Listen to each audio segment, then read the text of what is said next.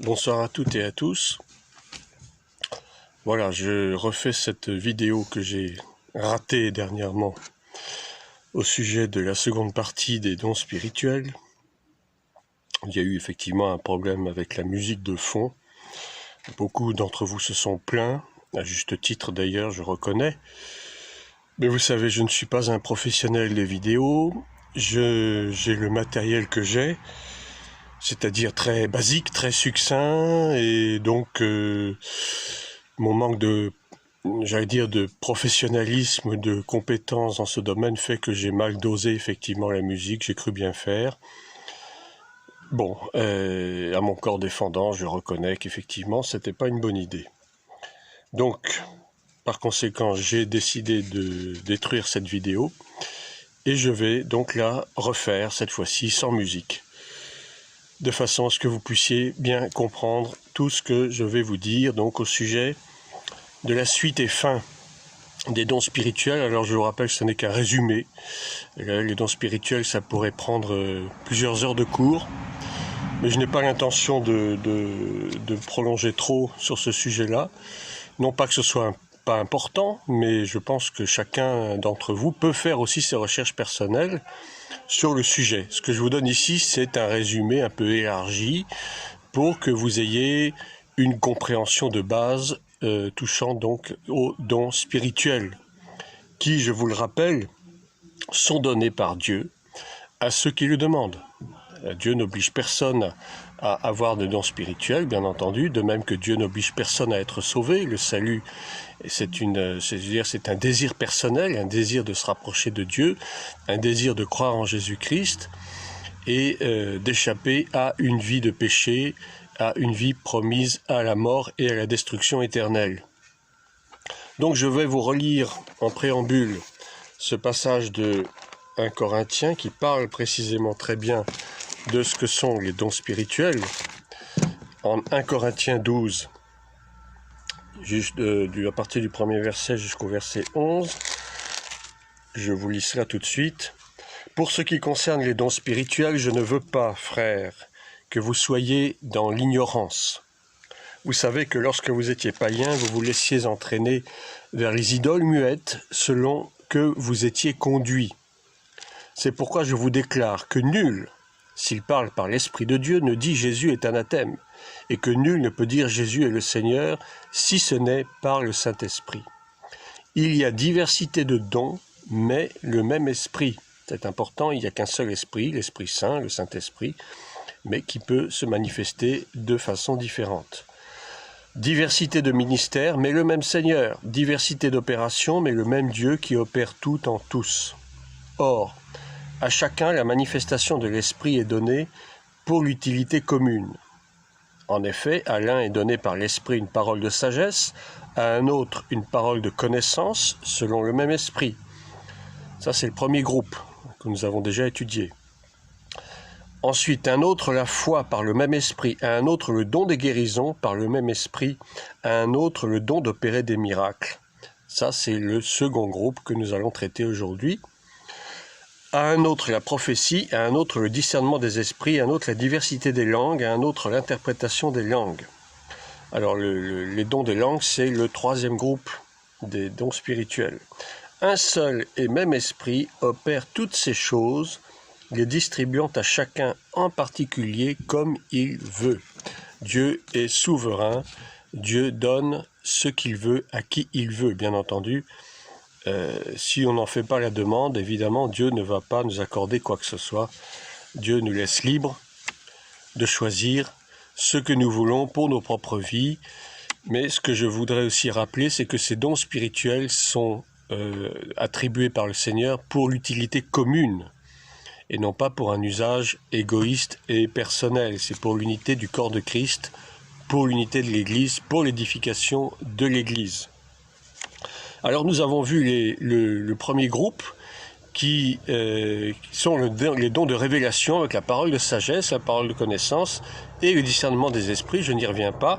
Vous pouvez consulter ma première vidéo sur le problème, sur le sujet.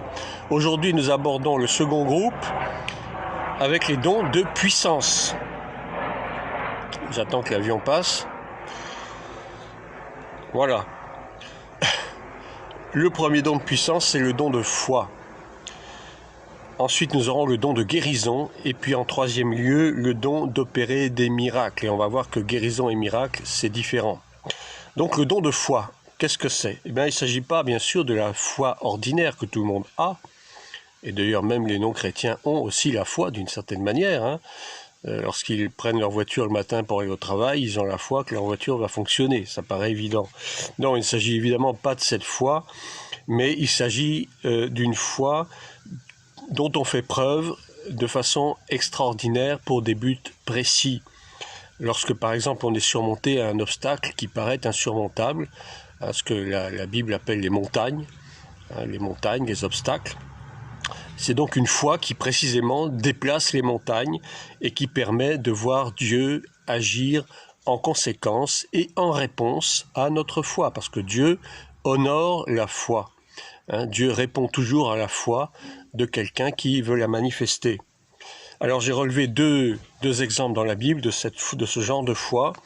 Nous avons Josué, le livre de Josué au chapitre 10, entre les versets 12 et 14.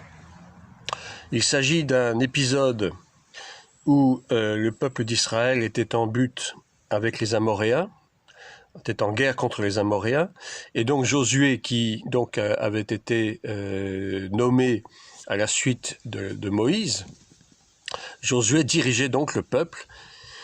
C'était un peu le général d'armée, si vous voulez, et donc il avait demandé au Seigneur la victoire sur les Amoréens, et pour cela, voilà ce qu'il a dit.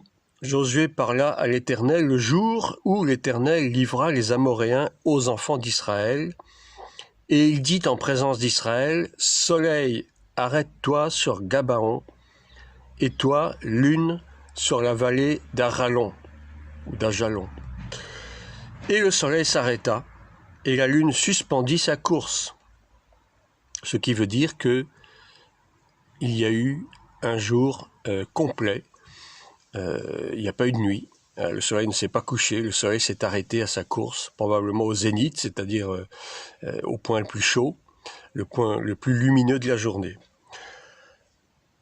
Donc je reprends verset 13. « Le soleil s'arrêta et la lune suspendit sa course jusqu'à ce que la nation eût tiré vengeance de ses ennemis. Cela n'est-il pas écrit dans le livre du juste? Le soleil s'arrêta au milieu du ciel, donc vous voyez bien au zénith, et ne se hâta point de se coucher presque tout un jour. C'est-à-dire pendant 24 heures, il y a eu un jour complet. C'est un phénomène qu'on observe dans certains pays nordiques. Vous avez des jours de 24 heures ou aussi des nuits de 24 heures.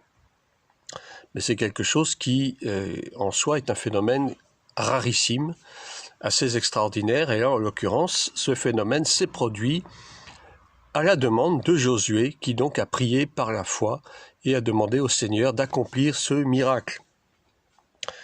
Verset 14, « Il n'y a point eu de jour comme celui-là, ni avant ni après, où l'Éternel ait écouté la voix d'un homme, car l'Éternel combattait pour Israël. » Vous voyez, quand Dieu est dans l'affaire, quand Dieu tient la tête d'une guerre, enfin d'une armée, il y a toujours la victoire, bien entendu. Et Josué, tout Israël avec lui, retourna au camp à Gilgal. Voilà, phénomène extraordinaire, phénomène atmosphérique, phénomène dû à la foi, la parole de la foi. Ensuite, nous avons je vous ai trouvé un autre exemple en Actes chapitre 13. Actes chapitre 13 à partir du verset 11. Alors cette fois-ci, il s'agit de l'histoire de l'apôtre Paul qui était en train d'évangéliser le proconsul Sergius Paulus, qui, dit la Bible, était un homme intelligent et qui avait envie d'entendre parler du salut. Il avait ouï dire qu'il y avait un homme qui prêchait un évangile qui n'était pas selon l'ancienne loi, qui était nouveau, et il avait très envie d'entendre ce que cet homme avait à dire. Donc l'homme, c'était Paul, évidemment, qui entre-temps était parti avec Barnabas, qui avait été envoyé depuis l'église d'Antioche pour une première mission d'évangélisation. Mais voilà qu'un certain Élymas, un magicien, Donc il pratiquait les arts magiques et donc il n'était pas croyant, en tout cas il ne croyait pas du tout au Dieu créateur des cieux et de la terre, faisait opposition à l'évangélisation de Paul. Certainement il était en train de raconter des bêtises, en train de carrément de s'opposer aux paroles de Paul et donc cherchait à détourner de la foi le proconsul. Alors voilà ce que nous dit cet extrait à partir du verset 9. Alors Saul, appelé aussi Paul, rempli du Saint-Esprit, fixa les regards sur lui, sur Élymas donc, et dit « Homme plein de toute espèce de ruse et de fraude, fils du diable, ennemi de toute justice, ne cesseras-tu point de pervertir les voies droites du Seigneur?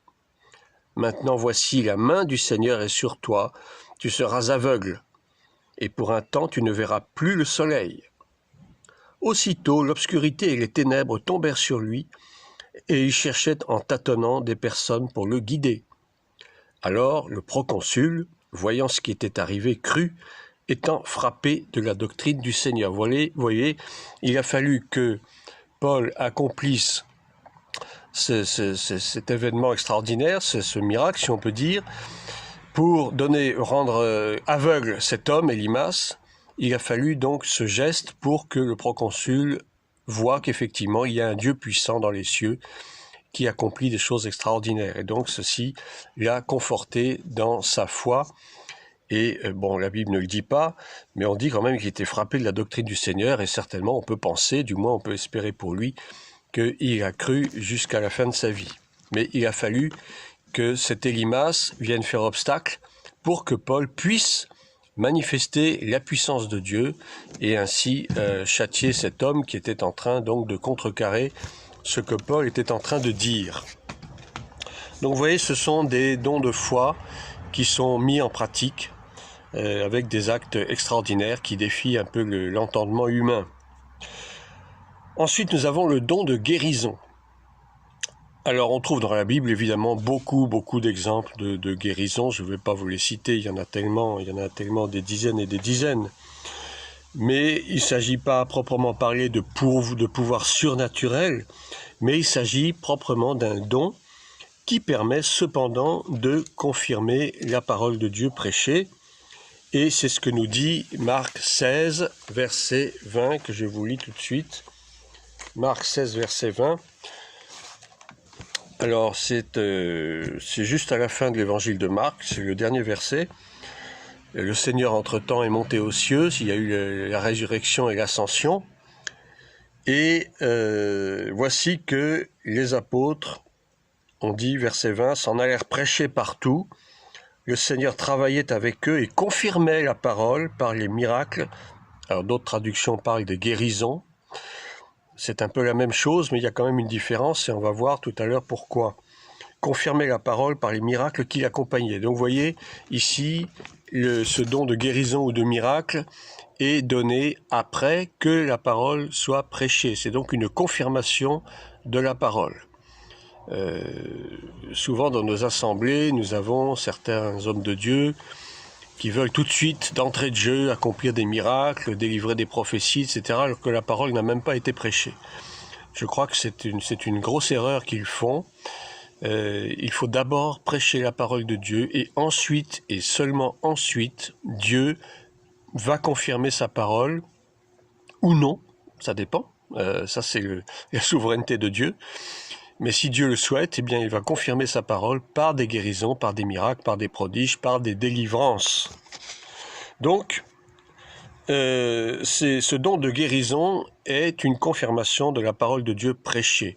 On a plein d'exemples donc de guérison, bien entendu, je ne vais pas tous vous les citer, mais il faut savoir une chose, c'est que c'est toujours une manifestation de l'Esprit de Dieu, bien sûr.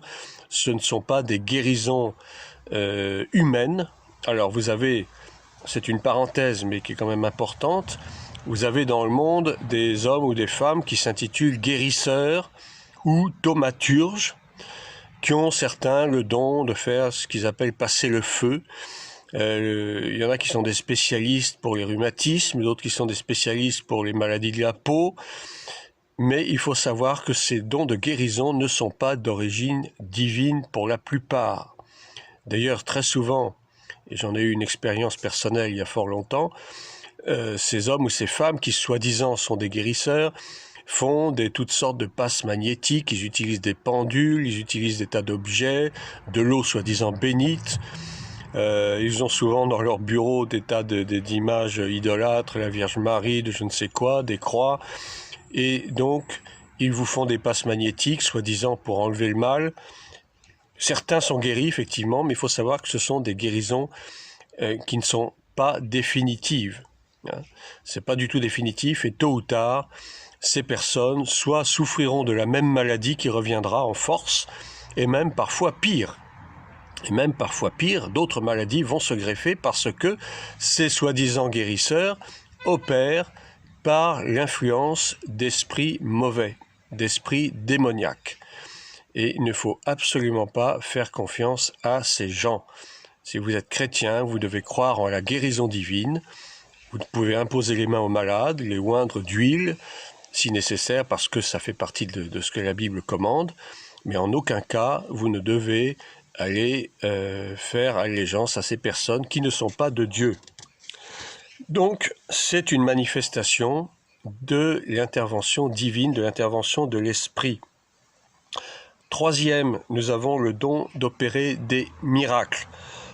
Alors, un miracle, qu'est-ce que c'est? Eh bien, c'est un acte qui, humainement, est impossible à réaliser et qui résulte de la démonstration d'une puissance surnaturelle. D'une puissance surnaturelle. Et en l'occurrence, il s'agit de la puissance divine. Excusez-moi un instant.